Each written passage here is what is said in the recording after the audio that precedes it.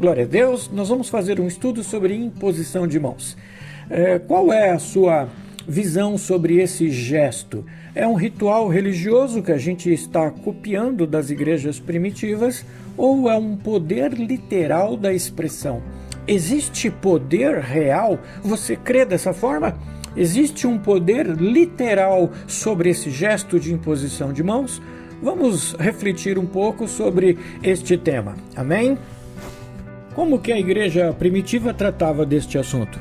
Em Hebreus 6, do 1 ao 2, nós lemos assim: portanto, deixemos os ensinos elementares a respeito de Cristo e avancemos para a maturidade, sem lançar novamente o fundamento do arrependimento de atos que conduzem à morte, da fé em Deus, da instrução a respeito de batismo, da imposição de mãos, da ressurreição dos mortos e do juízo eterno. O escritor de Hebreus trata a imposição de mãos como ensino elementar, básico, é o leitinho, algo a ser instruído no início da vida cristã aos membros. Se é básico, por que ainda encontramos divergências a esse respeito? Esse procedimento está aberto a toda a comunidade ou somente à liderança? Como você entende que é este gesto? E no Antigo Testamento, como era feito? Esse procedimento era executado no Antigo Testamento e continuado até o Novo Testamento.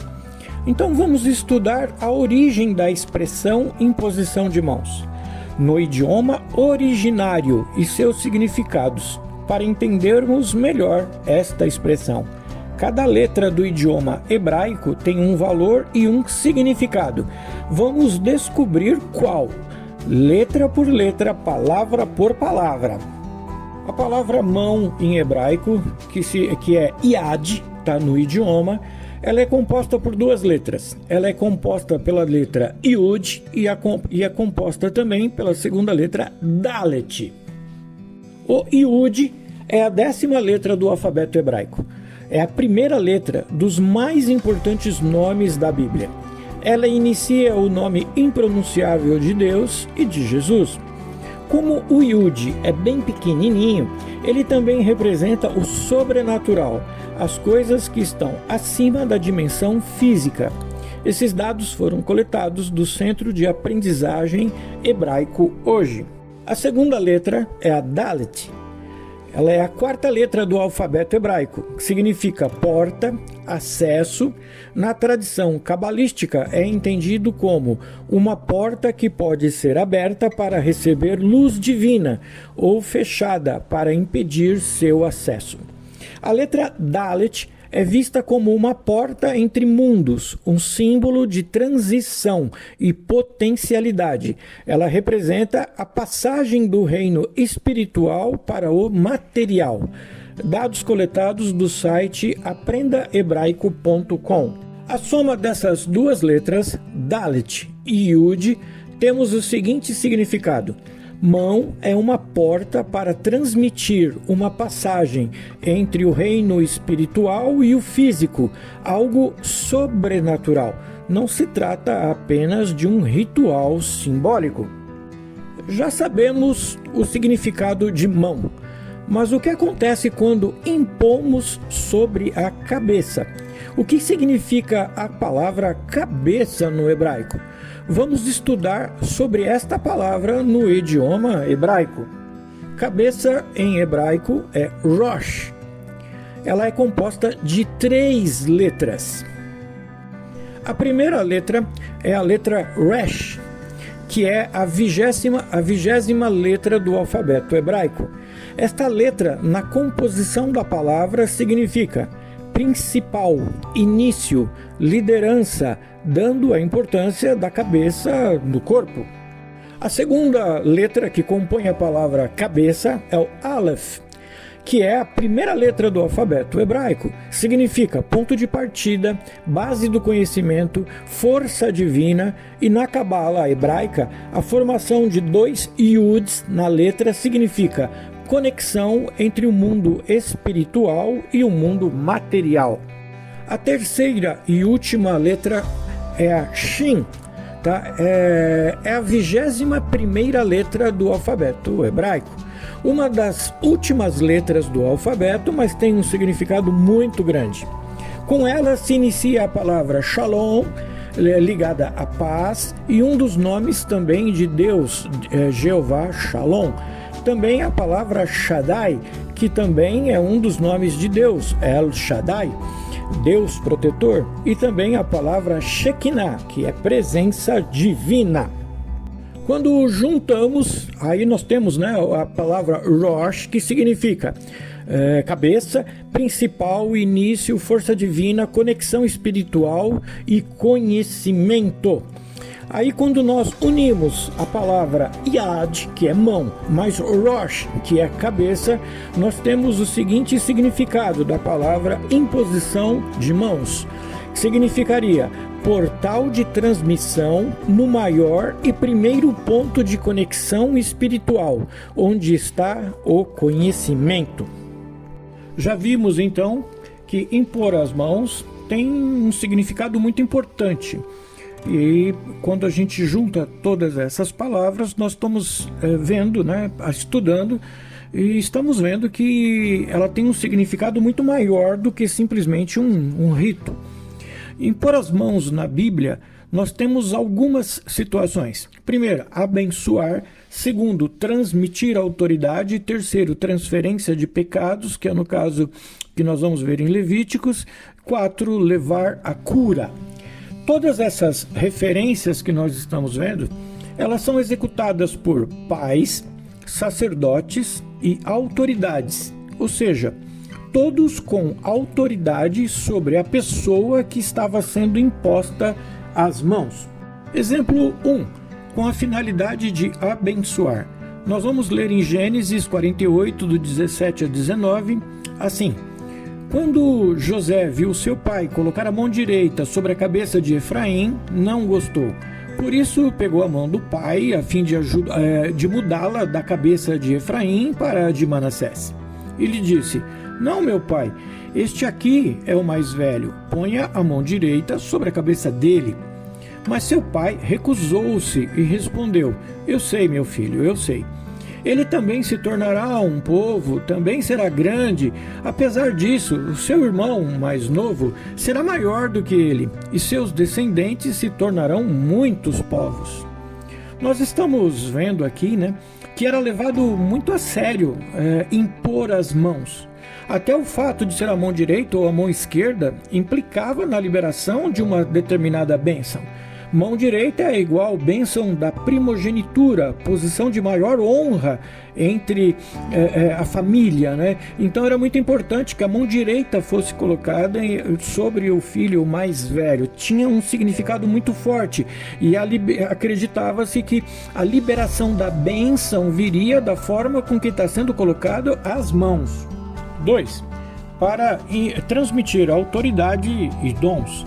Deuteronômio 34:9 diz assim: ora, Josué, filho de Num, estava cheio do espírito de sabedoria, porque Moisés tinha imposto as suas mãos sobre ele. De modo que os israelitas lhe obedeceram e fizeram o que o Senhor tinha ordenado a Moisés. Quando a comunidade viu Moisés impondo a mão sobre Josué, toda a comunidade entendeu que agora o poder também estava sobre Josué. Em 1 Timóteo 4:14 diz assim: não negligencie o dom que lhe foi dado por mensagem profética com imposição de mãos dos presbíteros. Então, dons foram transmitidos para Timóteo através da imposição de mãos. Estamos vendo a utilização dessa prática como algo comum e utilizado de diversas formas, tanto no Antigo como no Novo Testamento. 3. Transferência de pecados. Levítico 1:4. E porá a mão sobre a cabeça do animal do holocausto, para que seja aceito como propiciação em seu lugar. Neste trecho vemos a imposição de mãos para transferir pecados do povo ao animal e depois abatê-lo e queimá-lo. Então podemos transmitir aquilo que fizemos como propósito. Podemos transmitir bênçãos, podemos transmitir poder, podemos transmitir e também podemos transmitir pecados, né? Porque neste caso o povo estava transmitindo aquilo que havia feito de errado para o animal que seria colocado em holocausto. 4. Levar a cura. Em Lucas 4, do 40 ao 41, nós lemos assim: Ao pôr do sol, o povo trouxe a Jesus todos os que tinham vários tipos de doenças, e ele os curou, impondo as mãos sobre cada um deles. Além disso, de muitas pessoas saíam demônios, gritando: Tu és o Filho de Deus. Ele, porém, os repreendia e não permitia que falassem, porque sabiam que ele era o Cristo. O termo usado aqui nesse versículo mostra Jesus tocando as pessoas. E além da cura, né, os demônios também se manifestavam. Né? Quando se toca na cabeça, né, as pessoas que tinham algum tipo de demônio se manifestavam. Esses demônios se manifestavam. 5. Mulher do fluxo de sangue. Em Lucas 8, 43, 46 diz assim: E estava ali certa mulher que havia 12 anos vinha sofrendo de uma hemorragia e gastara tudo que tinha com os médicos, mas ninguém pudera curá-la. Ela chegou por trás dele, tocou na borda de seu manto e imediatamente cessou sua hemorragia. Quem tocou em mim? Perguntou Jesus. Como se todos negassem, Pedro disse: Mestre, a multidão se aglomera e te comprime. Mas Jesus disse: Alguém tocou em mim. Eu sei que de mim saiu poder. Nestes versos, vemos que as mãos podem também extrair algo de alguém. Então, ela pode tanto enviar como receber. É um verdadeiro portal espiritual, conforme a definição nos primeiros slides que nós vimos. Nos exemplos bíblicos que nós já vimos, nos parece lógico concluir que a fé de ambos os envolvidos são necessárias para que haja essa transferência. Entretanto, não limitamos o poder do Espírito Santo atuando através da vida de quem impõe a mão. Nós não vamos limitar. O Espírito Santo vai fazer o que ele deseja que seja feito. Deus faz o que ele deseja que seja feito. A gente não está aqui limitando, a gente só está verificando através dos exemplos que existe a necessidade de ter uma fé dos dois lados, daquele que impõe e daquele que recebe. Por que nós temos esse tipo de avaliação? Em Mateus 13, 57 e 58 diz assim: E ficavam escandalizados por causa dele. Mas Jesus lhes disse: Só em sua própria terra e em sua própria casa é que um profeta não tem honra. E não realizou muitos milagres ali por causa da incredulidade deles. Tá vendo? A incredulidade de uma das partes, ela dificulta que o milagre aconteça. Então, nós temos que ter a fé dos dois lados, quem impõe, quem recebe. Marcos 22, 24 diz assim: Muitas vezes o tem lançado no fogo e na água para matá-lo, mas se podes fazer alguma coisa, tem compaixão de nós e ajuda-nos. Se podes, disse Jesus, tudo é possível àquele que crê. Imediatamente o pai do menino exclamou: Creio, ajuda-me a vencer a minha incredulidade. Então nós estamos vendo que a incredulidade, reafirmando, né, que a incredulidade é um ponto negativo para que haja a transferência e o milagre ocorra. Tá? Tanto que Jesus falou: tudo é possível àquele que crê, mas é necessário que creia. Então o pai do menino falou: eu creio, me ajuda na minha incredulidade. Então nós estamos vendo alguns mistérios aí, né? Para que a gente possa verdadeiramente crer que é possível, às vezes nós precisamos de ajuda, sim. Se ambos tiverem fé, o milagre vai acontecer? Se pensarmos assim, estamos tirando a soberania de Deus do processo. Seremos nós os responsáveis em fazer e esqueceremos que é o Espírito Santo e seu propósito que tem que prevalecer. Imagine alguém entrando no hospital, conclamando a fé de todos e todos se levantando de seus leitos. Isso seria possível? Até que sim, se fosse o propósito do Espírito Santo, mas nem com Jesus ele agiu dessa forma, tá? O Jesus não agia dessa forma. Então ele chegava numa cidade, todos vocês estão curados, sarados. Não, ele não fazia dessa forma, tá? Então o que ele fazia? Era caso a caso, impondo as mãos.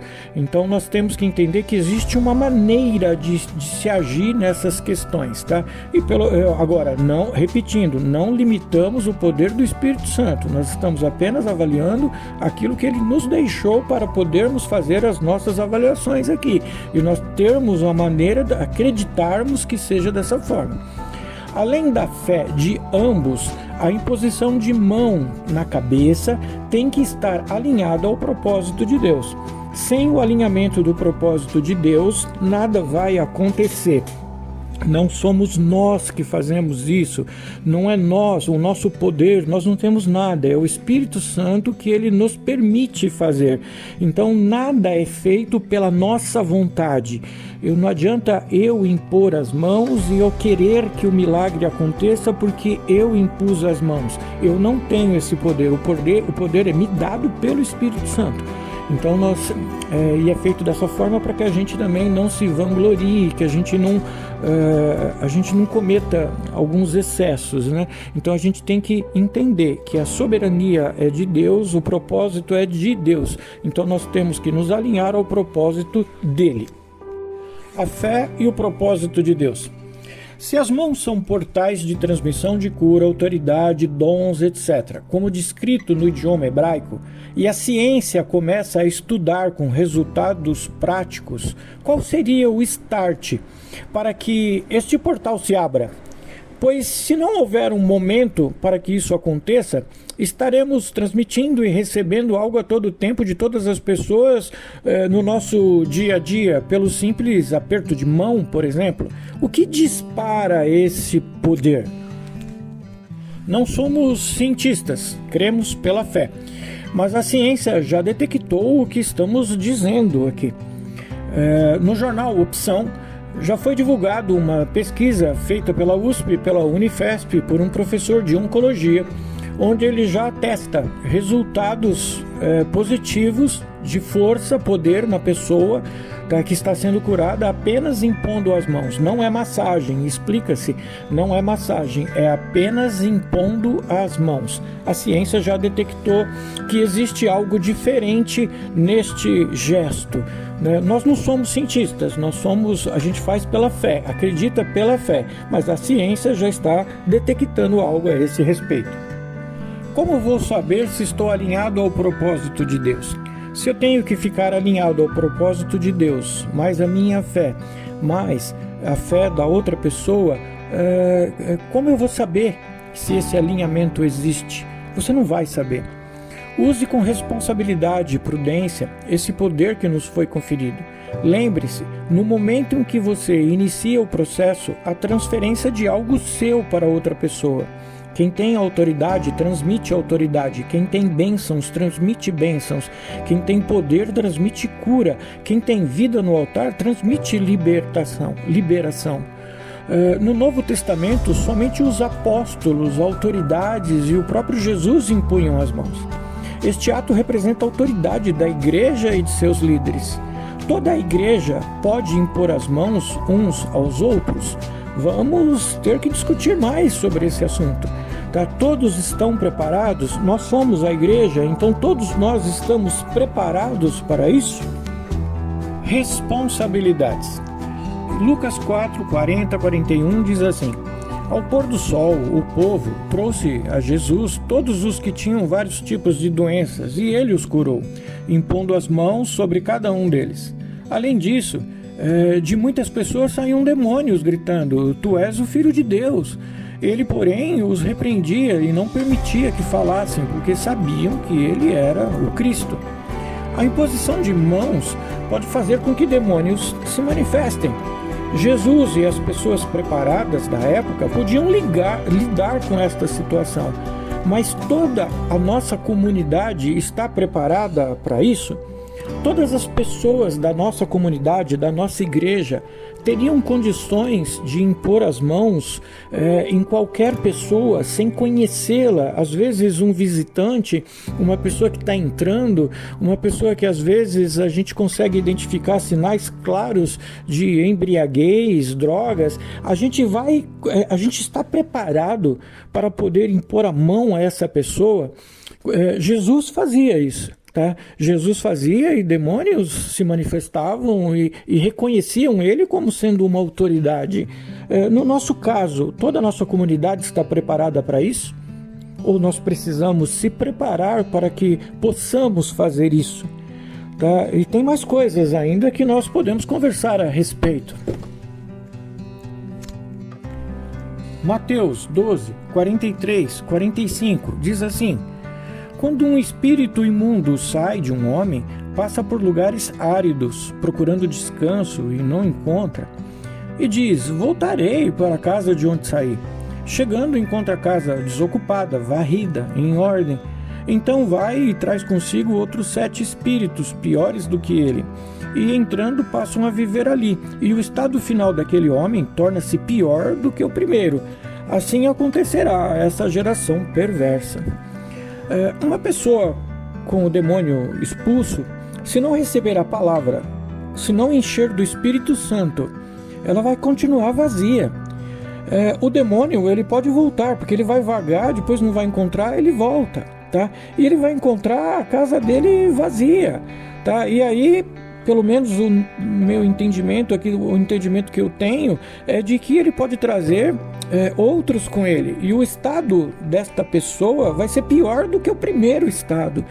Então nós temos que ter um pouco de responsabilidade com relação a essa situação.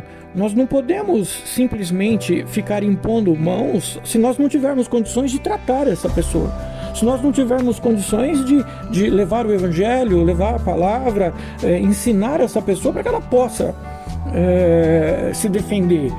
Não se trata de medo, receio, trata de responsabilidade sobre a vida da pessoa. Podemos estar prejudicando essa vida, a não ser que nós tenhamos como ensinar e falar do Evangelho, cuidar da vida dela até que ela esteja pronta para resistir sozinha. Hoje, estamos tendo os cuidados?